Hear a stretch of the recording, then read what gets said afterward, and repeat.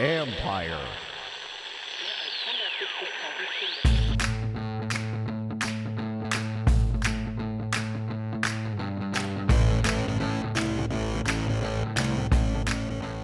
Hello and welcome to my podcast, sponsored by Lone Oak Coffee. Visit loneoakcoffee.com and use promo code COFFEE2020 to receive some excellent coffee and a discount. Today, I have quarterback guru Qunicy Avery, who has worked with Dwayne Haskins since he was in high school. Avery provided some good insight into changes he's noticed from Haskins based on their conversations this offseason and what he saw at the end of last season. Then I talked to Les Carpenter of the Washington Post. I always like talking to Les because of his ability to provide insight into people based on his numerous interviews or just observing them. We talk a lot about Ron Rivera and the culture he's trying to establish in Washington. And then it's me with a few nuggets of my own. Don't forget, you can read my work on ESPN.com. I have an article up now about the Redskins offseason and how almost everything they did was geared with an eye or two toward the future. You can check out how much cap room they'll have next offseason. And now, here's my conversation with quarterback guru Qunicy Avery.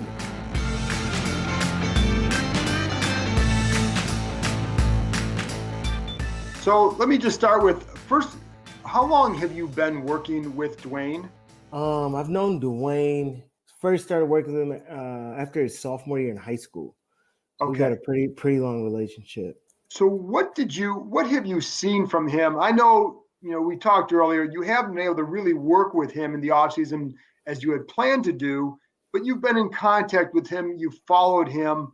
What have you seen from him this offseason? Any changes in him? Yeah, so I think the biggest thing with Dwayne is him more understanding the roles and responsibilities of a professional quarterback. It's not I think that a lot of times people misguide some of the things that they say and might say like he didn't work hard or things like that. And Dwayne is, throughout his career, people have known him as somebody who's a hard worker. But I just think, I think the details and the things that are required to be an NFL quarterback are a little bit different than the things that are required to be a very good or great quarterback at other levels. And he just had to understand those things as he got to, the Redskins. But it wasn't he didn't work hard. He wasn't doing things like that. Dwayne is a very hard worker, but I just see that maturity, him getting ready to take the next step, him understanding the little details, how to take care of your diet, how to take care of your body, how to get ready mentally prepared so you can be successful on Sundays. And it's funny that you bring that up because I talked to you before the draft last year, before we even knew he was going to be with the Redskins. And everybody I talked to talked about what a hard worker he was. So it was surprised me when you start to hear some of these things.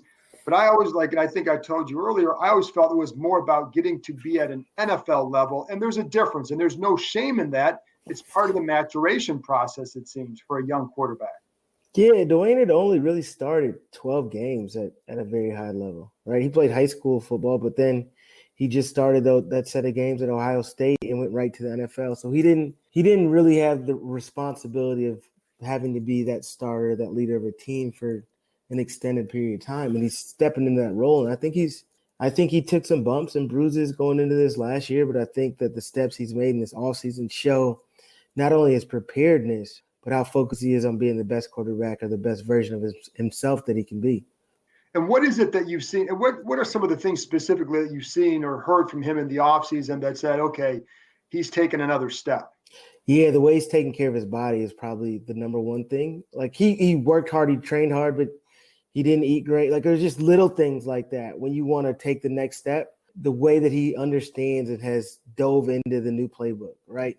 He doesn't have the opportunity to go in the facility and work with that staff in the way that a lot of guys would in previous years going into a new offensive coordinator. But the way he's been able to spit out information to me on what they're trying to do and what the system is, and just being able to get in and out, not only in and out of a huddle, but he's going to be ready to make protection calls, checks, identify safety rotation based on things that they want to do in the new offense that he's walking into. He's as ready as I think you could be getting ready to go into this new situation with a quarterback who's actually been in the system before. Right. So he understood the level of detail that he was going to have to go in there and be prepared to play with. And, it's funny because it's not like this has been a very easy offseason for any young quarterback having to learn a new offense. So are there things that you've helped him with to try and expedite that process? Or is there anything that you could do to help him with that? Or is it he just kind of taken upon his own himself to get him in a better spot? He's taken that on himself more than anything, but me and him spend a lot of time talking about going through processes, creating systems so that he can learn it, and then he can go ahead and operate when it's time to go through the procedure on the field. I've connected him with a sports performance coach who actually works through chess. He spent some time on the phone with him and done some sessions with him. So it's cool to see the direction that he's going and just how locked in he is. What was it? How hard, because you've known him a long time, you've seen his rise. How hard was it for you? And has it been? Because as you know, there are some people who are judging him based on his first two performances. And, it must be hard. It must have been hard for you to hear all this stuff and see all the stuff that was going on around him. I think initially it was hard, but then as you really got to watch or dive into the game, really watching the Redskins last year, they didn't put him in a ton of situations to really be successful. He just didn't have those opportunities. And when he did some really good things. Like Dwayne, for the way the stats look, Dwayne played as good as one could have. He might not have been the best rookie quarterback last year, but I think he was number 2, right? And Kyler Murray was probably number 1. He was number 2, but he was making steps in the right direction. The talent is obvious. And I just think that people are going to see a man on a mission. He understands the things needed to be that guy. What about in some of because it's hard as a reporter. One of the things I was looking forward to in the spring was seeing him in the OTAs to see that progression. So now we're kind of following it via his social media. When you watch him on some of the videos and all that, what do you see? I see somebody who's in the best shape of their life, who's throwing the ball really well. But it's funny because anybody who ever had a question about Dwayne Haskins throwing the ball is silly. He can put up things on his Instagram and all those things, and you see the ball come out of his hands. It's pure, it's effortless. He throws the ball basically as good as anybody in the NFL. But just the way he looks, that's what – when I saw his body, I'm like, okay, Dwayne's serious. That literally I shot him a text message man, I'm proud of you. Just how hard you work. Because I know that's something that he has to work really, really hard at. That's a lot of effort for him to get in shape like that. And he's done the work, and I'm excited.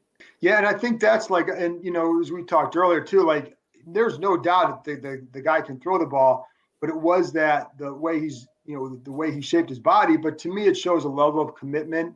And it also can add to his game because, as you saw, even at Ohio State, he started running a little bit more. And then last year, as he lost some of that body fat and reshaped his body during the season, you saw him incorporate his legs more. So it seems like it can help maybe expand his game a little bit. Do you think? It's going to definitely expand his game. For the 40 time that Dwayne ran, he was probably the best running quarterback who's ever ran that slow in the 40, right? Because he's really short area quick. He can make people miss. He can get out in space and get some extra yards with his legs. So he does that, and I think that he's going to be even quicker this year. But like you were saying, it's more of a maturity thing. You see that, he's matured. Last season was the best thing that could have happened to him. I think that if he would have come in and just lit the game on fire, if he came in and just dominated the NFL last year, it might have taken him longer to understand what it was necessary to be an elite level pro. It put him in a situation to catapult into his future. When did you first, because again, you talked and you communicate with him, when did you really see that maybe the light, I don't know, light go off and, or whatever, but when did you really see that change in him? What, did he tell you something? Did you see something? Me and him were talking a good bit in February. In February, we just kind of rehashed the season. This is what went on. We were making plans for when we were going to get together. And we just talked about all right, what is it going to take for Dwayne Haskins to take next steps? Because a lot of guys aren't as honest with themselves. They're aren't as critical of themselves as he was in that conversation. And he knew there's things I can do better. And him being honest with that evaluation of himself, I was happy about that. And I thought that, all right, well, he's ready to roll. Like he sees it and he's ready to take his game. It's funny. And, it's funny because he wrote something for Redskins.com recently, looking back at his rookie year. And the thing that stood out to me was he never talked about the coaching issues or anything like that.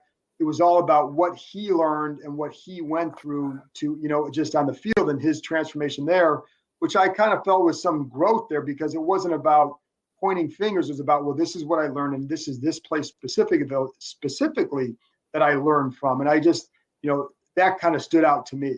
Yeah, that takes a lot of maturity to go to a situation where coach, like a head coach, you know that he doesn't want you to be there as his quarterback and they take you the first round pick and you just got to be in there, that situation. That's difficult. And for him to not like look back at that or place blame on that situation for why things went the way they did, that's impressive for a young man who's 22 years old and going through the things he has. So what do you anticipate? I mean, because again, we don't even know what kind of season the NFL is going to have. What do you anticipate from him this year? I think he's going to play at a high level. He's going to be a high-level quarterback. I think that we'll see just in his decision-making, his preparedness. And, all right, he's seen it once, and now you're going to see the talent that he has. I mean, if they get a couple more pieces around him, sure. Because they need it. They need some help at the skill positions and the O-line. Like he doesn't have a lot around him, but I think we're going to see major jumps in his game. And I'll be remiss if I don't ask you, because my Ohio State ties, you're working with Justin Fields too. What have you seen from his, again, this is a selfish question, so the people listening, bear with me, but what have you seen from him? Because he had a terrific year last year. What kind of growth have you seen in his game, just working with him this offseason? What's interesting is you hear, like when the next year's draft projections have come out, and there's some people say like, oh, we question his arms. I see somebody very well should be the first player selected in the NFL draft. Like, right. The things that he can do with his arms and his legs are like nobody else in the country. If he was just throwing the ball last year, you look at like the advanced stat, the Pro Football Focus, like critical throws. He led the country. Like he makes every single throw you could ask somebody to make. He does that, and then he's going to run a 4.38, right? So it really, to me, he's the best football player in the country, and I think that he's going to get a chance to cement that this upcoming season. What have you worked on with his game in the offseason? Like what are some things that you want to get better with him? He's so talented that it's like you don't make major tweaks to his game. You just improve on his ability to maintain his base, create space in the pocket, and let him, of course, when it's time to do his thing and escape the pocket and run, do that. But we've just been adding in terms of being able to escape and get back on platform, get organized if something flashes open downfield and he decides he's going to throw it rather than pass it. Qunicy, I listen, I always enjoy talking to you because I like your insight, because I know you know these guys well and you have a lot of experience around other guys too. So I appreciate you joining me. Have you been working with Deshaun Watson too in the offseason? It really sucked. Deshaun got out here the first week of March. We had extensive plans on exactly what we were going to do each week. And then until like a week and a half into that, Corona hits. So it's been intense, but I got plans to get out there next week and help him put together something with the receivers out there with the Texans and get him rolling. Yeah, because he took another big jump too. I mean, that's what's the biggest growth you've seen in his game? Mental. It's not physical. It's his mental ability to process things. He knows what defenses are doing to him before they do it. I mean, he knows where his answers are. He's another big – I get a lot of these guys on chess, but that helps these guys create processes. It's really similar in terms of playing quarterback and playing chess. So we're always like diving into the little details there. Excellent. Hey, Qunicy, man, like I said, I appreciate your time. Thanks a lot for joining me. For sure. I appreciate you. After this break, I'll be back with Les Carpenter from the Washington Post. We talk more about Ron Rivera and some thoughts on our interactions and what we lose by being unable to be at Redskins Park right now.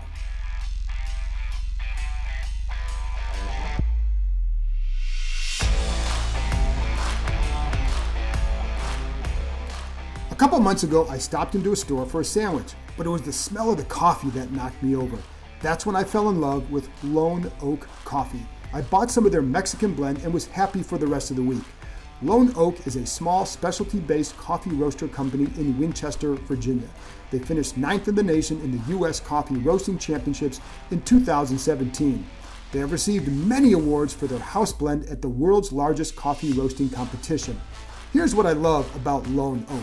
They dial in each coffee to fit its best profile, bringing out the natural nuances and highlighting interesting flavors. I'm drinking their Brazilian blend now with a mix of nutty and almond flavors. They have coffees from all over the world.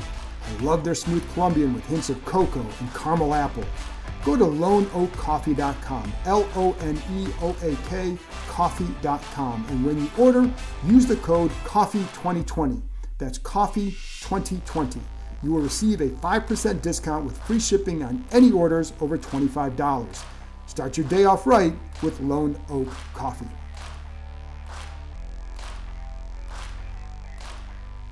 Now I'm joined by Les Carpenter of the Washington Post, one of my favorites, been on here a few times, always great with insight. But I want to start with this, Les, because this is a crazy time for the players, for anybody involved in the NFL, including reporters. So I'm curious, from your end, what are the challenges that you found trying to cover a team the way we've been having to cover it?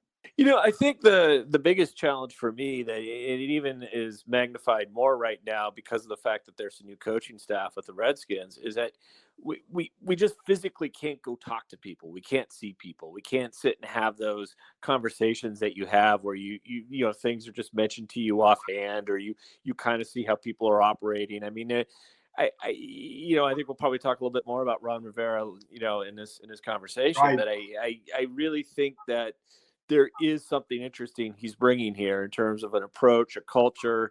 Anyone familiar with what he brought to Carolina probably knows kind of what he's trying to build here. And it would be really nice to be able to physically see that and document it in some way. I had a brief little interaction with him, got to see a little bit of that at the Senior Bowl and a little bit more in a couple days at the Combine. But you really would like more of that. And Sure. Whether it was around draft day, whether it was being around OTAs, the different things, right now, I think you and I both would be able to see so much more of what was going on. So, it's not the end of the world that I'm sitting in my home office every day. I mean, this is fine. This is a lot of times how we do it. Right. But it would be nice to kind of be able to document something and see something personally. It would. And the other thing too, that you want to establish relationships with these new coaches. And the way you do that is, not where you're working, it's by being out there every day and then letting them see you and seeing how you operate and seeing what you're about. And then a trust develops with them. And I think that's one of the things, because then along with that trust, like there's some stories that I'm like, I know if we were out there that they'd probably be more agreeable to certain stories because you have that relationship established or you're building that. And so they're just various things I think that we miss out on. We can compensate and you can still do stuff by the phone. We do a lot of that, but it does change how it changes how you have to take at least part of your approach.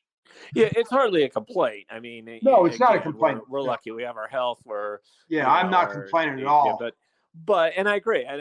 But it is right now. I mean, there would be OTAs going on, and you mentioned they're having the interactions with people where you at least get to know them, they get to know you. I have some stories that I'm working on where I would really love to, just throw a question or two on the side to somebody, and right. Really can't do that, right? It's not the end of the world, but it's just something you can't do.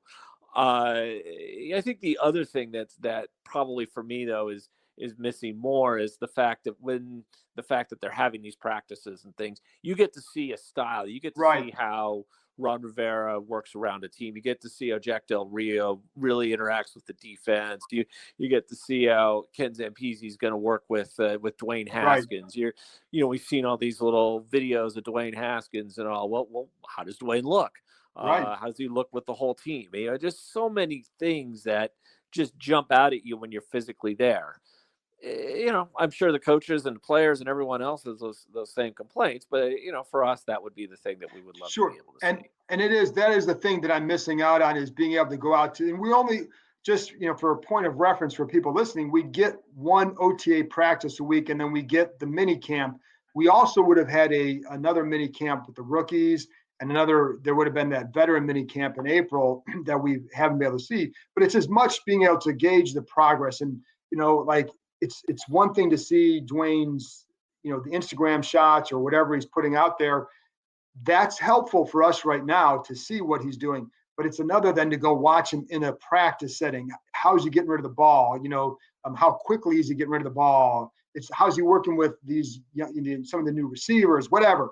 All of that is stuff that you want to see, like how, Chase Young's get off the line, those kind of things that, you miss out on. And just from a geeky football standpoint, that's what I really miss is that up close first impression of guys, how guys have changed, and, those kind of things, because there's so many young guys on this roster that a lot of guys are going to be developing and changing from last year to when we see them in August. They're going to change in a lot of ways.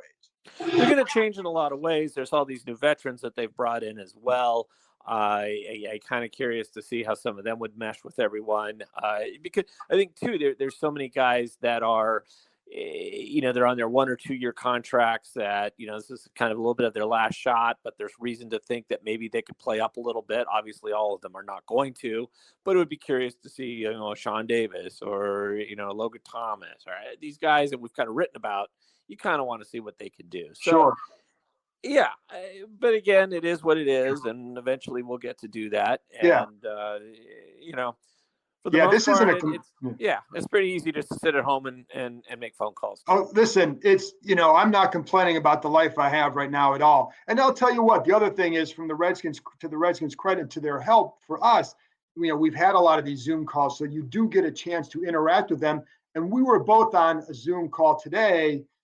Actually, we weren't participating, we were watching, but it was Ron Rivera's, the webinar with some of the military families. And you do get a chance to not just maybe see him interact with his players, but a chance to understand his philosophy and his thinking and his responses to the questions that the people in the military families would ask.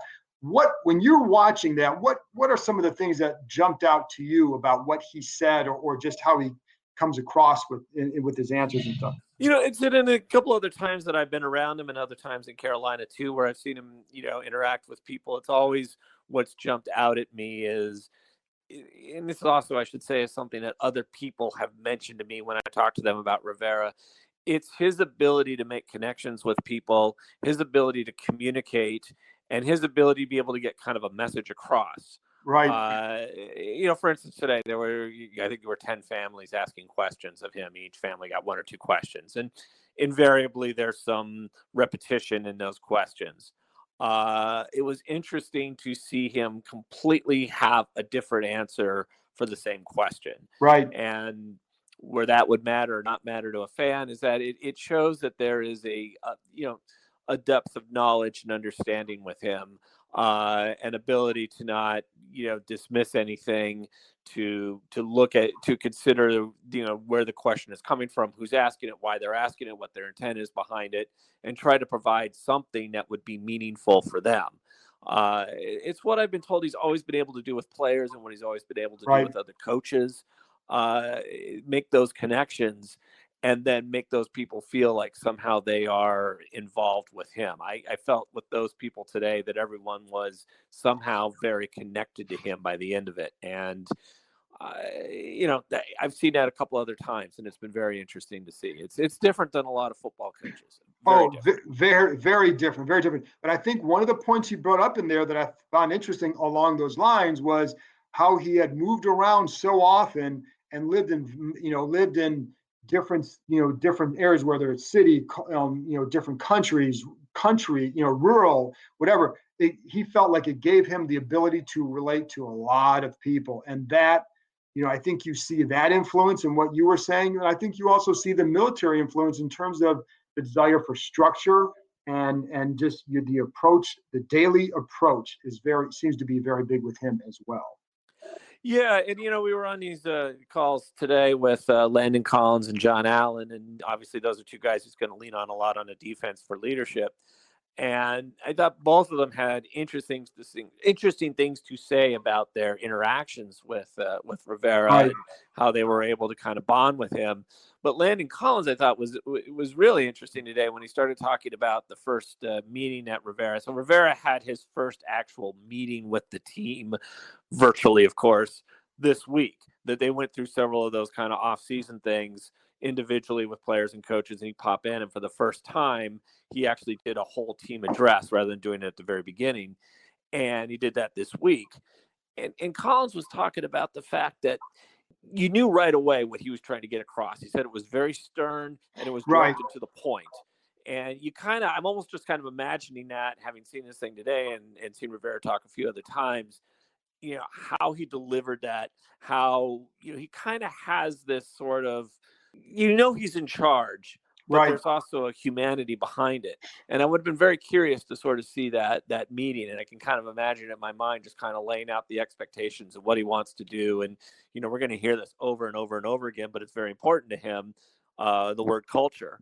Yeah. And how he delivered that to the team. And you can see it has made a difference. You see that guys, kind of snap to and have sort of said, okay, this is how this is going to be.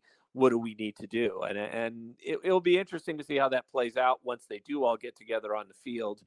But you do get the sense that everyone's kind of stiffened up a little bit and said, okay, we're starting something new here. And they seem excited about it. So I guess for Redskins fans, that would be a positive. Right. And I think after last year, I think change in general was going to be good, but I think it's the type of change that I think they're probably excited about. But going to the culture, one of the things he said in that to the military families was he felt it took 3 to 5 years to fully change the culture. Now, some people, I tweeted that out, and I think some people took that to mean you're not going to win for 3 to 5 years. No, there's a difference.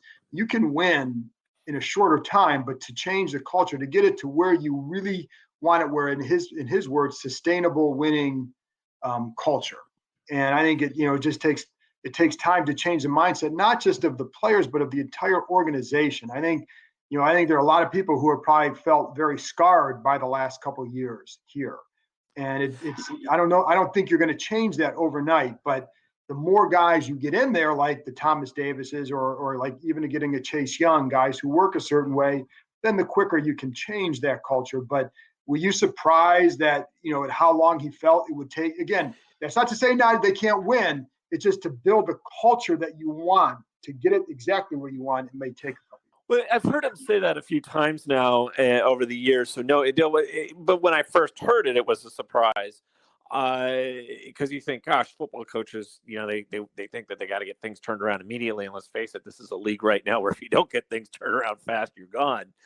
If you look back to Carolina, he tried very quickly to establish the culture in a circumstance much like this one, where he didn't get access to the players until training camp because of a lockout, not a virus.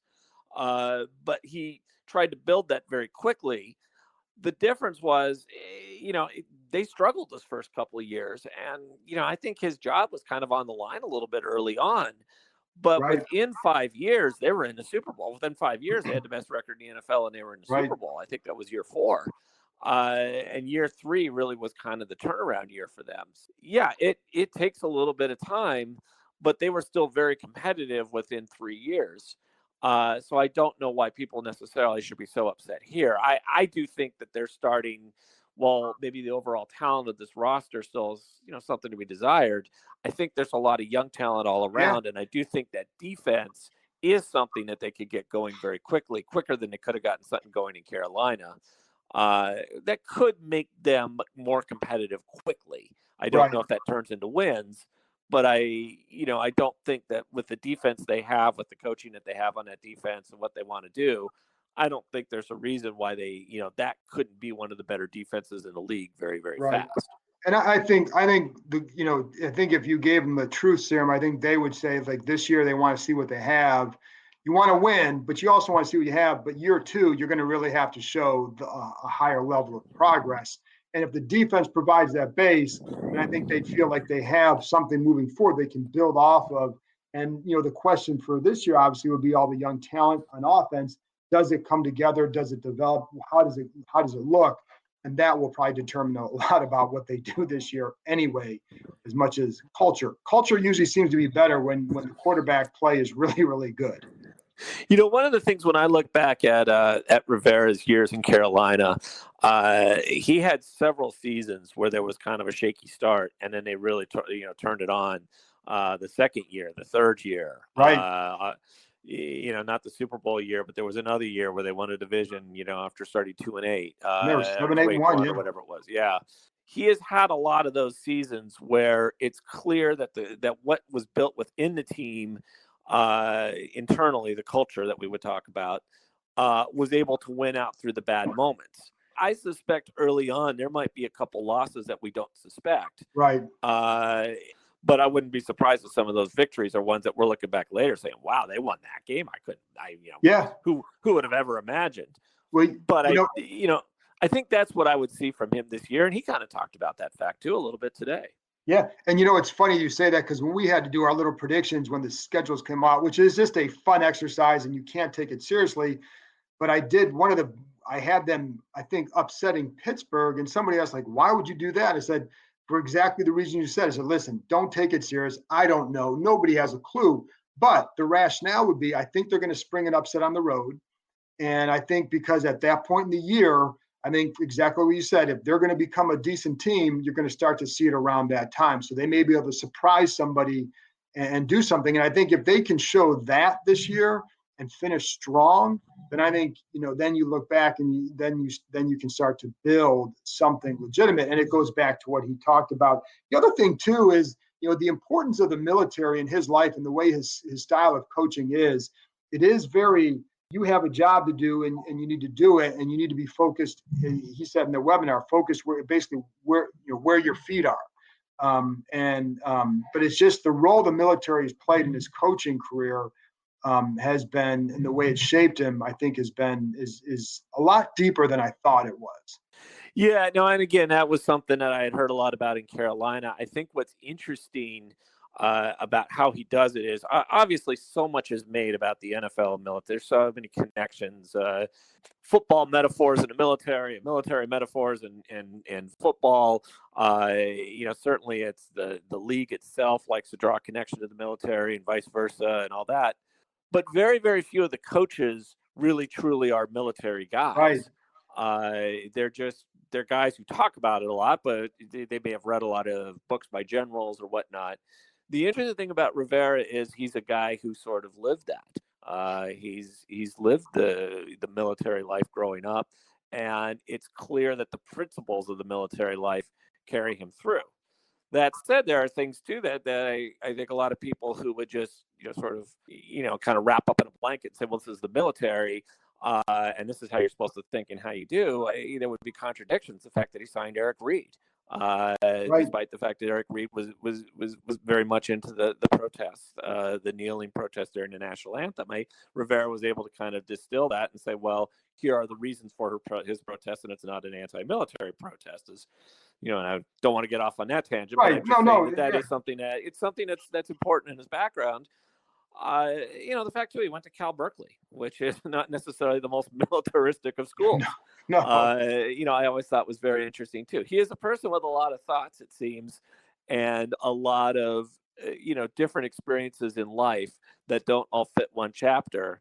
And it's interesting to see how he takes the military and is able to sort of use that military background to help him, sort of relate to lots of different people and create kind of an order around him or an organization. And the last thing I want to touch on too is we also talked to Landon Collins and Jonathan Allen, and it was funny because Jonathan Allen's been here for a few years now, and so he knows that there's a lot of times a lot of talk here that isn't backed up during the season by with nicknames or whatever. So when we asked him about, or somebody asked him about, the front seven, what they can do, and he's like, hey, before you can start dominating the field, you got to take care of what you're doing today, is essentially what he said. And he's like, there's a long way to go, basically. Somebody asked Landon Collins about that, and it's like, he started rattling off all the changes and some of the additions, like, hey, there's no reason we can't have a breakout year right now. Both those guys are leaders, and both those guys are respected. But it is, it does speak to, like, they do I think it kind of speaks to Jonathan Allen, having been here a little bit longer and understanding, like, in this area, before you can start proclaiming things, you better take care of business on the field. It's kind of the personality of those two guys. It is. They're both very much leaders. They're both really, what's amazing is kind of leaders as relatively young guys. And obviously they both came from Alabama and, the Alabama system and are heavily influenced by Nick Saban. But yes, I think their personalities are very different. I think Landon has a much more optimistic personality. I think that's his leadership style. And I think that's what we heard a lot about with the Giants, but it was hard to see it here last year because last year just collapsed so quickly. Right. We talk again about wanting to be around a team and seeing a team right now and seeing a team practice. That's one of the things I'd really want to see, because I think that he'd have a fresh start here. The secondary would kind of be quote unquote his, where maybe it belonged to other guys last year. Right. I kind of like to see how that would work. I think we would see a lot more of all the things that Landon Collins could bring to a team that we didn't get to see because of the disaster of last season. And John Allen, I think it's just his mindset's a little different. His approach is a little different. And when I heard those two kind of comments from those two guys, I thought, well, that's really, they're very different personalities, very different leadership styles. And yet I think both of those, styles of leadership can work. And this gets back to, again, what Rivera is trying to create here. Not totally dissimilar to what Pete Carroll has in Seattle, which is the idea that the players themselves have to take ownership, and it's their personalities that ultimately will set the tone for how the team operates in the locker room and everything else. And he doesn't try to force that on them. He tries to force them to bring out the leadership qualities that they have, because each one's going to be a little bit different. So that, it's going to be interesting to see how that works. But I think both those guys with different voices can galvanize that defense well. Yeah. And I think they're going to be freed to do that. That's definitely true. Yeah. And I think, because I would also be interested to see how the impact of a guy like Thomas Davis. And I think John Bostic, to me, is probably a stronger voice than we realize, given his knowledge of the defense and all that. And he has to play at a certain level, but I think if this defense is better, you're going to hear more voices, and you'll see that there's probably more leaders on this defense than there may have been in a little while. So, there's a lot of under the radar signings that were during, in free agency that necessarily didn't jump out and say, wow, these are big time players that they're bringing in. But they are more experienced. It's just like they didn't sign a whole lot of undrafted free agents this year, because just to cloud whatever off-season camp you have with a bunch of guys who may or may not make the roster, but are young and needing to learn. There's a whole lot of old voices that we don't really know yet, but could, even if they don't make the final roster, still bring some sort of professionalism and some sort of maturity as a veteran player to those practices that might be very necessary in August. Yep. And we'll end on that note, Les. I hope you're having some decent coffee during this lockdown or whatever. And if you want some good coffee, there's Lone Oak Coffee that you can visit loneoakcoffee.com. How's that? Promo code coffee 2020. Little plug. That was brilliant. That was brilliant. But thanks a lot. Thanks a lot for joining me. And I hope you're staying safe over there in Maryland. And hopefully we will see you in person soon. That would be great. Standing there in the boiling sun in Richmond, Virginia. All right. Thanks, Les. Thanks. After this break, I'll be back with a couple nuggets of my own. What's up with Cody Latimer, and how does Antonio Gandy Golden help Terry McLaurin? I'll let you know.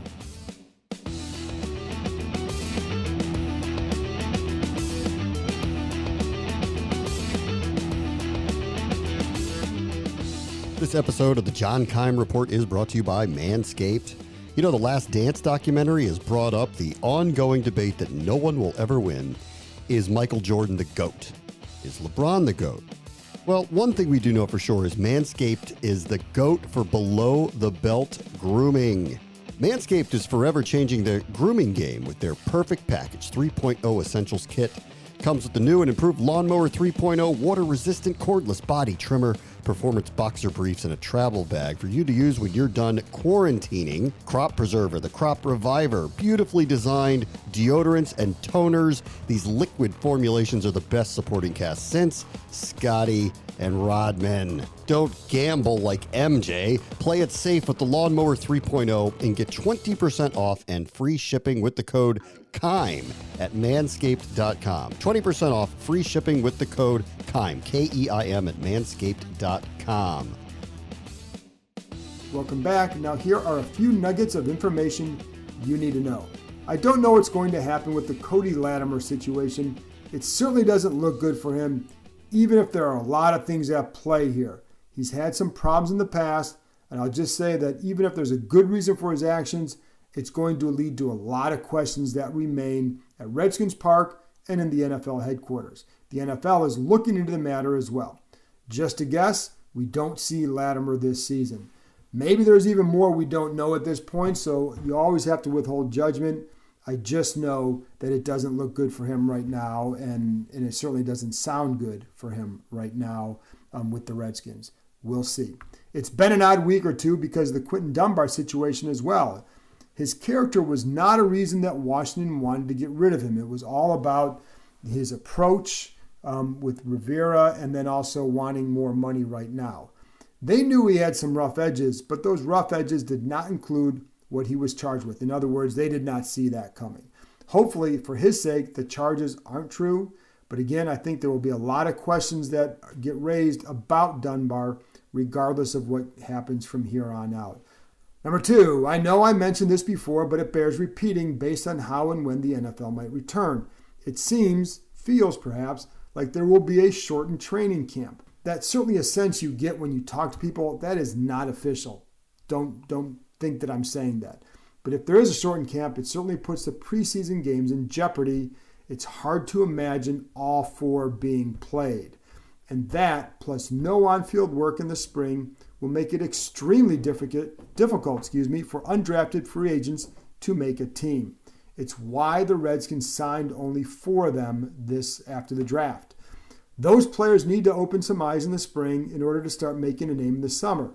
And it's real hard to do that in practice considering how little teams are able to hit anymore. Those games matter a ton to a lot of players. I know fans get tired of it, the starters get tired of it, the media gets tired of it, but man, does it matter for a lot of guys. That's how they're going to decide their future.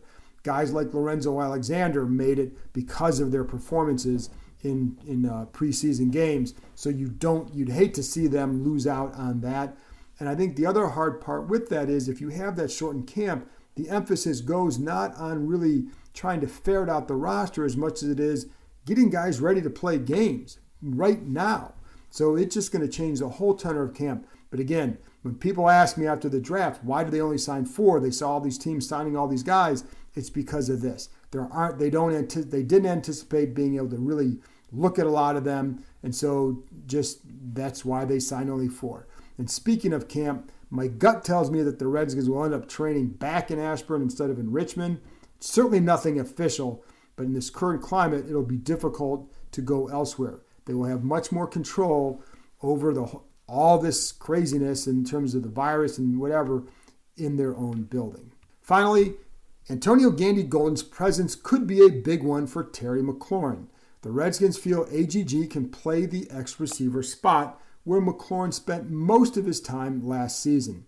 If AGG can indeed handle that role, it allows McLaurin to play more of the Z or the flanker position, and that's important because it gets McLaurin more on the side of the tight end. That means it'll be harder for teams to switch assignments like they could if you're on a 2-receiver side and the corners can just switch. It's a little bit easier. If a safety's covering the tight end or a linebacker, not going to want to switch onto a receiver. If he does, probably he's going to regret it. The Redskins also feel that AGG can work inside and feel he could be similar to a Michael Thomas in terms of his role. Please don't misunderstand that statement. Nobody is comparing him to Thomas, certainly not at this point, but more in terms of how they might be used. They like AGG's physical style and feel he will help. And McLaurin did play some of that Z last year. The Redskins would move him around there for the exact reason I said, to get him away or to get him on the side of the tight end, get him away from some of the 2 corner sides of a defense, in terms of if it's a 3-receiver set, whatever. They would do that to get it. And I don't know that it made a tremendous difference at times, but it can. And I think, that's just something that bears watching how that unfolds in camp and then during the season. Well, that's it for this week. Listen, I made an offer last week that still stands. If you or someone you know needs more of a distraction by talking Redskins for 10 minutes during this time, I'm yours. We can connect on Zoom, and I'll let you just ask whatever. But if it helps you get by during the day, if it helps you if it helps you or someone you know feel like it's that distraction helps, just contact me. You can contact me on Twitter at John_Keim, Keim. I hope you know that. And then just hit me up and we can arrange something. And don't forget to visit loneoakcoffee.com, LONEOAK coffee.com, and use promo code COFFEE2020. I appreciate their support of the show. Anyway, a big thank you to Qunicy Avery and Les Carpenter from the Washington Post for joining me. And as always, thank you for listening. Talk to you next time.